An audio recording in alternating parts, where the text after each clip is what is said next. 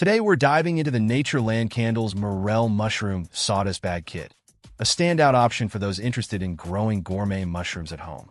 This kit offers an exciting opportunity to cultivate morel mushrooms, a highly sought-after delicacy known for their rich, earthy flavor. The kit comes with everything you need to get started: a sawdust bag inoculated with mushroom spores. This setup simplifies the process, making it accessible even if you're new to mushroom cultivation. The sawdust bag is designed to support the growth of morel mushrooms, ensuring a healthy, productive harvest. The mushrooms thrive in USDA hardiness zones 4 through 9, which covers a wide range of climates. One of the standout features of this kit is its user-friendly design. You can place the sawdust bag in a location that receives full sun exposure, which is ideal for morel mushrooms. The simplicity of the setup means less hassle and more enjoyment as you watch your mushrooms grow.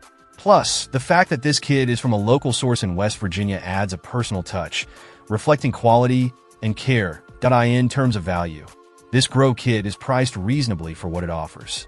It provides a great introduction to mushroom cultivation and a chance to enjoy the fruits of your labor.